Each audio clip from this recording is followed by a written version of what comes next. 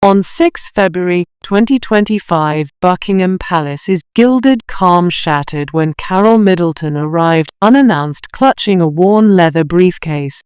Inside were years of notes, records, and grievances, evidence she believed proved a pattern of exclusion across the table, said Queen Camilla, unprepared for the confrontation that followed behind a closed door. The tension between Catherine's mother and the Queen consort ignited into a moment that would ripple through the palace and bring Princess Catherine to the edge of tears. The day the tension boiled over. On the morning of 6 February 2025, the marble corridors of Buckingham Palace echoed only with the muffled footsteps of staff heading to routine meetings. No one expected to see Carole Middleton, dressed in a charcoal wool coat, stride through the discreet side entrance. She carried a worn leather briefcase clasped firmly in her right hand. Her arrival was not on the official royal diary, and the lack of escort or fanfare gave it the air of a surprise inspection. Witnesses later described the meeting as an intervention, not a conversation. Carole's directness had been noted before, but this was different. There was a determination in her face that even seasoned palace aides found unsettling. The audience she walked into included Queen Camilla to senior courtiers with decades of service since the 1980s, and a private secretary known for managing delicate disputes. No photographers, no press officers, just a closed door and a storm waiting on the other side. Once seated, Carole reportedly wasted no time. Those present said she placed the briefcase on the table, unlatched it with a slow, deliberate motion, and slid a stack of papers toward Camilla. The Queen consort's gaze flickered downward, then back to Carole, as if silently asking whether she was truly prepared for what was inside. The atmosphere in the room shifted instantly, the air thick with unspoken history and long-held grievances. It was the first time in over 14 years that Carole had confronted the heart of the royal machine directly, and unlike the polite pleasantries exchanged at weddings and christenings, this meeting was meant to cut through ceremony and get to the truth. For some in the room, it felt like watching two worlds: aristocratic tradition and self-made determination collide head-on. But to understand the full force of that February morning, you had to go back to 2011, when Kate married William, and the subtle but persistent signs began that Carole Middleton was never truly welcomed into the inner royal circle. The years of quiet discomfort. From the moment of the 29th April 2011 wedding at Westminster Abbey, Carole Middleton sensed the unwritten rules at play. During planning, her suggestions, often practical, sometimes unconventional, were met with polite nods, would quietly set aside. She noticed the cold silences after certain remarks, and the absence of follow-up when she offered help. To some it was just protocol. To Carole it was a slow erosion of her place in her daughter's new world. The contrast with Queen Camilla was stark. Camilla, his upbringing and an aristocratic family gave her an unspoken fluency in the codes of the palace. She often spoke both publicly and privately about heritage and knowing one's place. To Carole, who had built her fortune through party pieces in the 1980s and 99, to use these comments carried a sharp edge. It wasn't about titles. It was about acceptance, and she could feel it was conditional. The most painful moments came in the private sphere. Access to Kate and her children was often negotiated through formal channels rather than treated as a given. At Christmas gatherings in Sandringham and private family occasions, Carole sometimes found herself quietly placed at the edge of the room, away from decision-makers. It was subtle but undeniable, a positioning that made clear who truly belonged and who was merely visiting. Over time, this quiet discomfort hardened into a wall. Carole learned to keep her thought to herself, but she did not forget the moments that stung. She began to take mental notes, not out of spite, but because she knew that one day the pattern might matter. That day would come sooner than anyone expected. Some of the earliest signs that the divide between Carole and Camilla was more than a matter of personality emerged around two of the happiest milestones in William and Kate's life, the births and christenings of their first two children. Early flashpoints. When Prince George was born on 22 July 2013, Carole anticipated an active role in her grandson's early days. She had cleared her own schedule for weeks, expecting to help daily at Kensington Palace. But instead, royal nannies and rigid schedules quietly edged her out. Drop-in grandmother visits were not permitted. All childcare had to be coordinated through staff for Carole, and it was a baffling restriction, or others, was just how things are done. Many palace insiders believe Queen Camilla supported this structured approach not out of overt hostility, but from a belief in limiting non-royal influence in the heir's upbringing.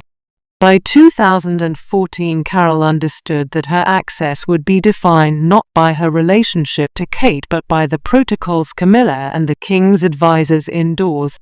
She could attend public events, but her private influence was kept carefully minimal. The disappointment deepened on 5 July 2015, the day of Princess Charlotte's christening. Carole had quietly planned a small private celebration for the family. Afterward, a few hours of unstructured time for relatives and close friends. Yet days before the event, the plans were abruptly scrapped. The official reasons cited protocol and timing, but sources within the household suggested the decision came from Camilla's circle. The effect was lasting. Carole, who had once approached these events with enthusiasm, began to keep her expectations low. Earth and christenings, moments meant to unite families, had instead underlined the division between the Middletons and the upper echelons of the palace. It was in these moments that Carole began to see the need for documentation, evidence of a pattern she could one day present. And by the time the November 2018 birthday of Prince Charles arrived, one pointed comment from Camilla would become the final straw, setting Carole on a quiet path toward confrontation. The 2018 turning point. The tension that had been building for nearly 7 years reached a quiet breaking point on 14 November 2018 during Prince Charles' 70th birthday celebration at Buckingham Palace. The guest list was stacked with titled aristocrats, diplomats, and old family friends. Carole Middleton attended in a deep emerald dress, determined to blend in. But over the course of the evening, a single offhand remark shifted the tone entirely. Sources present recall Queen Camilla speaking to a small cluster of guests about the importance of old money heritage and knowing where one comes from. Though no names were mentioned, those within earshot understood the subtext. It was, according to more than one attendee, a clear day.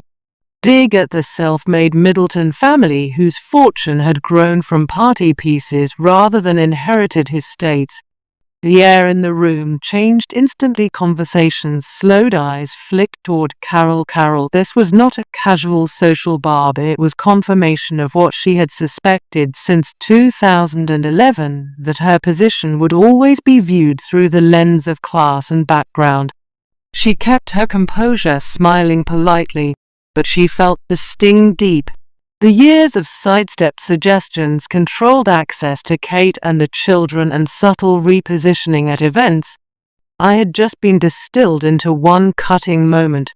From that night on, Carole's attendance at royal gatherings diminished. When she did appear, it was with deliberate reserve. She stopped volunteering ideas, stopped offering logistical help, and reduced her public statements.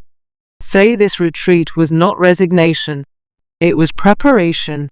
Carole was collecting her thoughts and eventually her evidence. By the time early 2024 arrived, the evidence had taken physical form: a weathered leather briefcase filled with records, dates, and details that Carole believed told the story the palace had long ignored.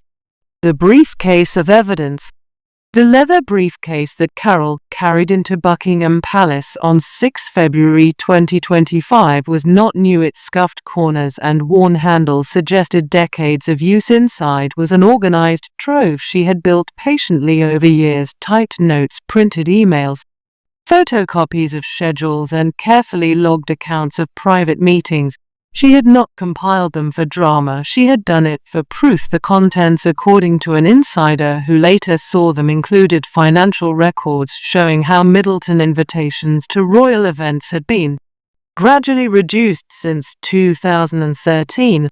There were transaction logs of personal expenses Carole had covered for events later cancelled without explanation.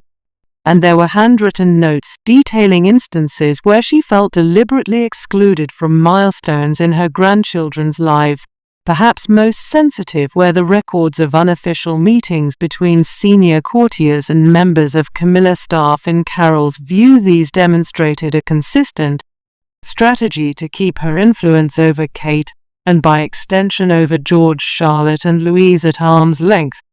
Some notes even listed the dates and times of phone calls where protocol was cited as the reason for rerouting or denying her involvement. One page highlighted in blue ink reads simply "pattern of control" and "erase sure." It was this phrase more than any single document that reportedly caught Camilla his attention during their confrontation.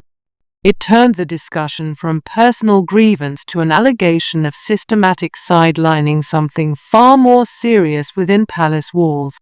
If Carole had expected an argument, she didn't get one. Instead, the documents produced an uncharacteristic reaction from Camilla, one that would ripple through palace schedules and appearances for weeks to come. Camilla, his emotional reaction. Those who know Queen Camilla describe her as steady even under pressure. Yet on 6 February 2025, as she flipped through Carole's documents, her composure cracked. An aide president said the Queen Consort eyes misted over her jaw, tightening with every page. She closed the folder halfway through, resting her hand on it for a long moment before quietly using herself from the room. One senior courtier who had served the royal family since the 1980s told colleagues later that he had never seen Camilla so visibly shaken within hours of the meeting. Her schedule was altered, several private meetings cancelled to senior aides recalled from retirement, and a long-planned dinner engagement quietly dropped from the February 2025 calendar.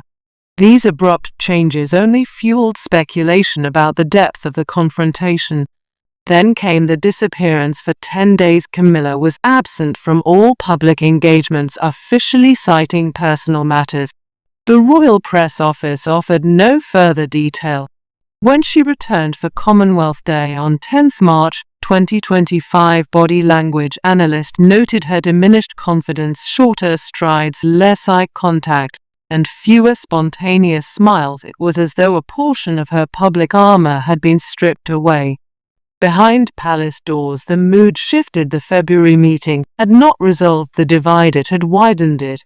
Camilla, his closest staff, began quietly closing ranks, while Catherine's team, and by extension the Middletons, found themselves subtly gaining influence. The lines between these two camps, once blurred, were now unmistakable. That division would soon become visible to anyone watching closely as Buckingham Palace itself began to operate in a new uneasy balance, two factions coexisting under one gilded roof.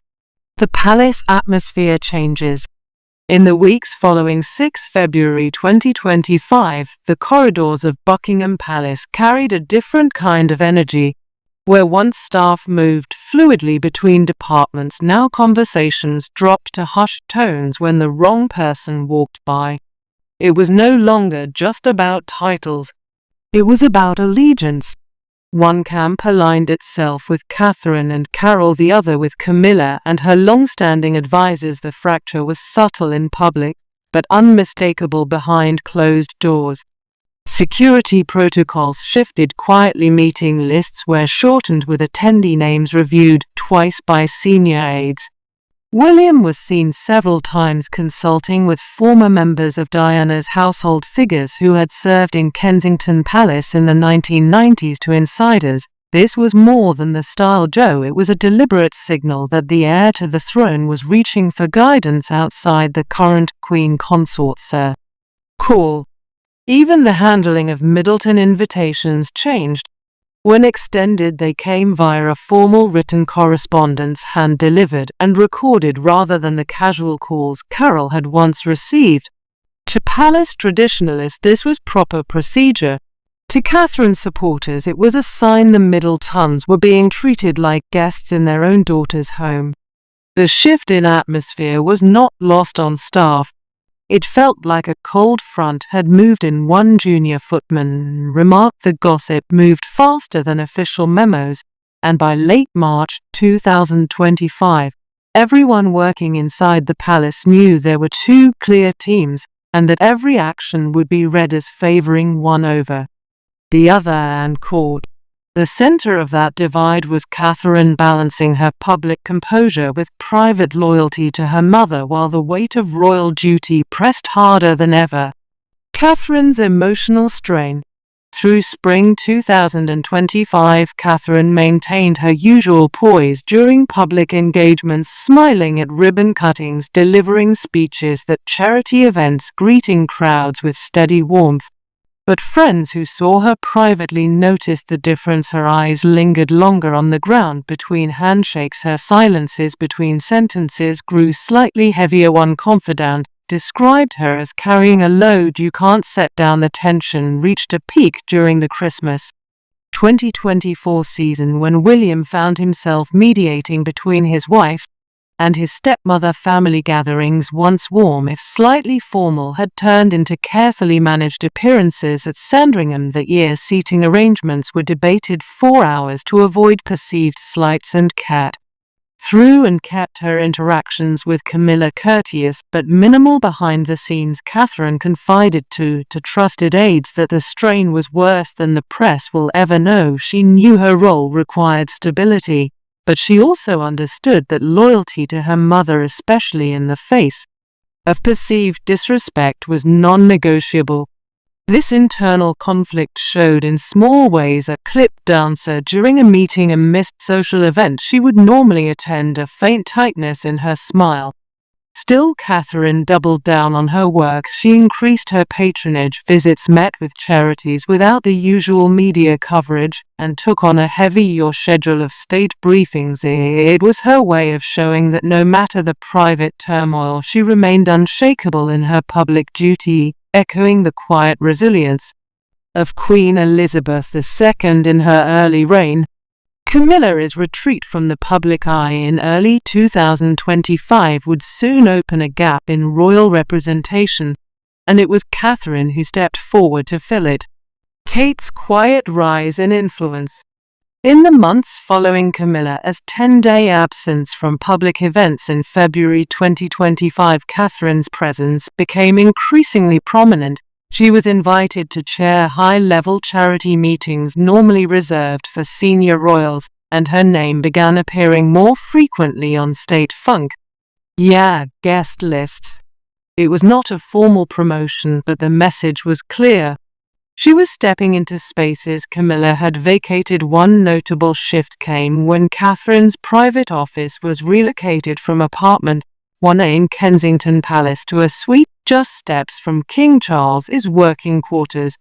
This insiders recognized the symbolism. Proximity equals influence. With this move, Catherine gained more direct access to the king's senior advisors, allowing her to present ideas and updates without intermediaries. William too increasingly relied on her perspective for decision-making. According to one aide, she was consulted on matters ranging from charity partnerships to international tours. Her approach was measured, less about asserting dominance, more about consistently delivering results. It was a quiet strategy mirroring how Elizabeth II had built her authority in the early 1950s. Public reception mirrored the palace's internal recognition. Engagements featuring Catherine began to draw larger crowds, and her approval ratings in public polls edged upward. Supporters saw her as a figure of stability grounded in family values, and increasingly essential to the monarchy's future. By the years and the bad, and within the royal household had shifted. The clash between Camilla and Carole had left scars, but it had also left Catherine in a position of unprecedented strength. The long-term impact on the monarchy. Looking back, the confrontation of 6 February 2025 is now viewed by many insiders as a turning point in the modern royal era. It exposed the fragility of unity at the top and revealed just how much influence could shift in a matter of weeks. Public sympathy overwhelmingly sided with Carole and Catherine, or training them as dignified and family-oriented in the face of palace politics. The episode revived old comparisons to Princess Diana's struggles in the 1980s and 1990s. A young woman navigating the pressures of an institution resistant to change. For monarchists, Catherine's steadfast presence became a reassurance. For critics, it was a reminder of how entrenched social hierarchies still shape the monarchy's internal culture.